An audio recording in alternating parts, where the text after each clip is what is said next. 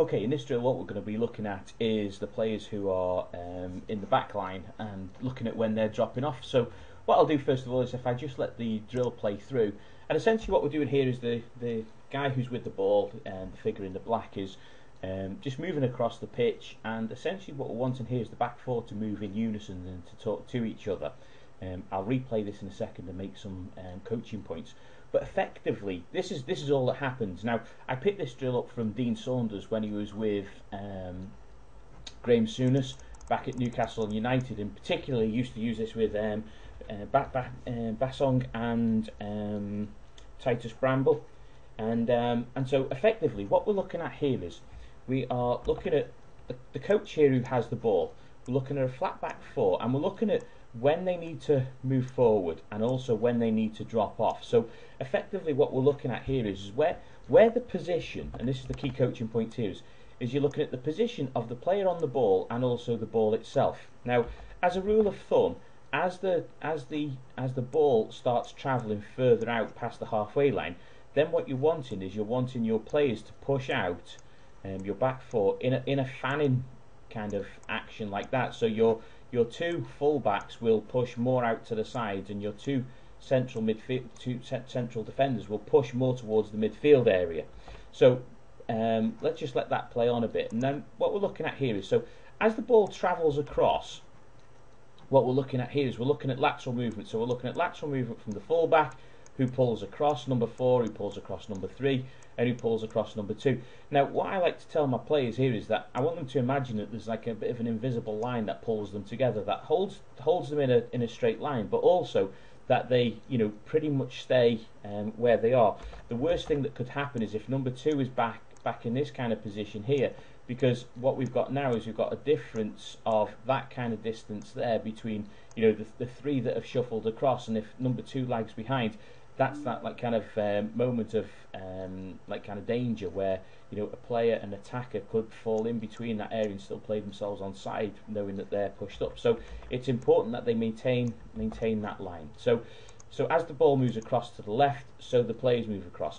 As the ball moves again as it moves to the left now, then they travel again.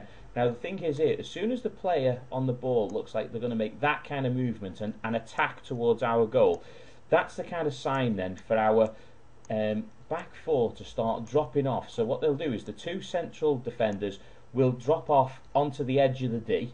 Our 2 full-backs will tuck in as well. Now, obviously, what we're working on here is we're just working on these 4 players' movement. As the drill progresses, if you add in then an extra attacking player on the 2 wide areas as well, then your 2 full-backs will need to be conscious of their movements as well as what's happening through the centre of the ball. But here the responsibilities would be, if it was just central and we had 2 extra additional players on the side, it's the central defenders that would be taking responsibility for this, and they'd also have to have an eye on that ball and also the player there. But that's just complicating it a little at the moment. That's when you start progressing it, you start adding in players. But effectively what we're looking at here is just trying to keep these guys all together so that they understand the type of movement that they need to make it at the outset. So as I said, as soon as this player here starts attacking as if he's going to play a ball around the back, we're looking for our back line to drop back, and we're looking to try and do it in a line as well.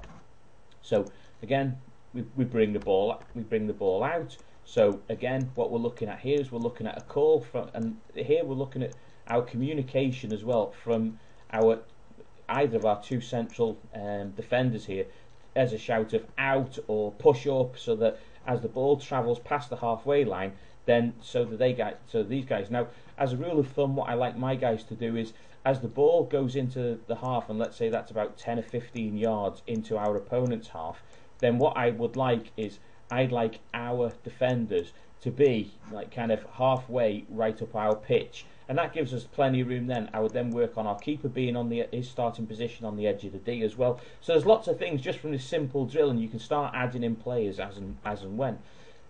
So what we're looking at here now is, let me just go back to there. So what we're looking at here is they start to push out, we travel across again. Now here's another coaching point here, because what we're looking at here is we're looking at number 2 just applying some pressure to the ball. We're looking at that kind of action there. So 2 is a little advanced on 3. 3 is covering 2. So again, still key principles you can get across in this drill. So 3 is covering, but these guys are now just starting to drop off, just in case a ball is played over the top and that they can hit that kind of ball. Again, if you add in some attackers, then your central defender and fullback there, your right fullback or left fullback, depending on how you're looking at the orientation on the pitch, is that they've got to be aware of that kind of run as well. So again, this is just getting the key movements going. So here we attack. Now you can see there that they've played that ball in, so the ball's gone high, and what I would be looking at now is I'd be looking at some heading practice for either one of my 2 central defenders to make the call and say, yes, my ball, and get it clear. Well, obviously they'd be shouting their name, otherwise they'd be getting a foul against them for calling my ball. But essentially what you want them to do is to shout Neil's ball, deal with it, and carry on. So once they've brought it under control, play it back to the centre, and then ready for the coach then to keep the movement. Now there's so many elements that you can bring into this drill. It's a functional drill because we're working on a 3/4 or like just over a half pitch practice, and essentially remember what we're working on here is we're working on this movement. We're working on pressing up the pitch when the ball comes this way, and then we're also looking at the movement laterally across, and we're looking to them to drop deep when this player looks like they're going to put a ball into that way. And that's pressing and knowing when to drop.